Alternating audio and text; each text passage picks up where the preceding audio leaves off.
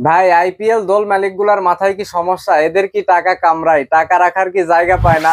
এরা কখন কোন জায়গায় টাকা ঢালে নিজেরাও জানে না, কোন জায়গায় টাকা ঢালা লাগবে নিজেরাও জানে না। এই যে ঋষভ পান্ট, তাকে 27 কোটি টাকা দিয়ে কিনছে, কিনে লাভটা কি হয়েছে? একজন প্লেয়ারকে এত টাকা দিয়ে কেন কেনা দরকার ভাই?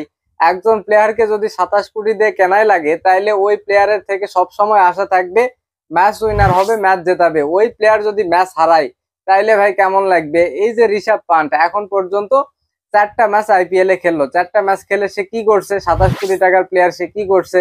সে সে ধরেন প্রথম ম্যাচে ডাক মারছে, পরের ম্যাচে 19 রান করছে, তারপরের ম্যাচে 2 রান করছে, আজকে আবার 2 রান করছে, মানে টোটাল 4টা ম্যাচ খেলে 19 রান করছে এই প্লেয়ার।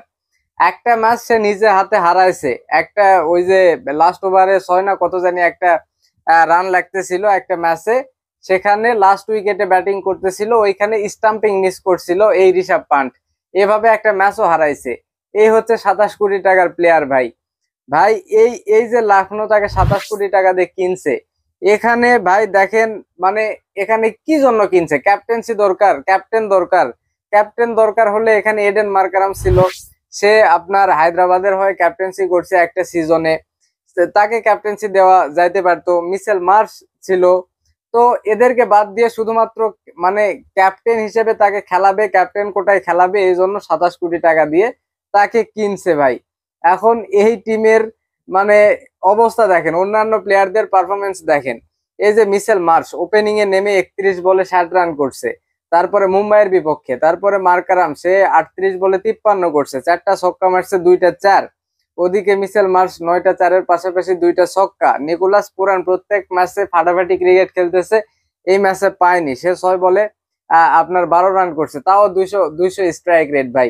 একটা ছক্কার পাশাপাশি একটা চারও মারছে। তারপরে এই যে ঋষভ পান্ট, যার কথা বলতেছি, 6 বলে 2 রান করছে। ভাই এমনিতে এই দলের যে প্লেয়ার গুলা, মিচেল মার্শ, মার্কারাম, পুরান, আয়ুষ বাদনি, ডেভিড মিলার, আব্দুল সামাদ, প্রত্যেকটা প্লেয়ার ম্যাচ উইনার।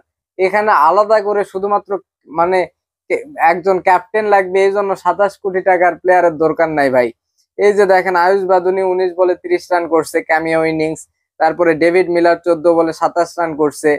তারপরে আপনার আব্দুল সামাদ 2 বলে 4, আপনার শার্দুল ঠাকুর 2 বলে 5।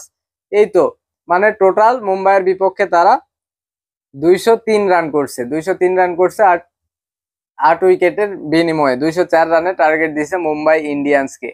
ভাই আমার মনে হয় মানে ঋষভ পান্টকে 27 কোটি টাকা দিয়ে কেনা লখনৌর জন্য পুরাই একটা লস প্রজেক্ট, পুরাই একটা লস প্রজেক্ট। কোনো কাজেই আসতেছে না ভাই, লখনৌর জন্য কোনো কাজেই আসতেছে না ঋষভ পান্ট।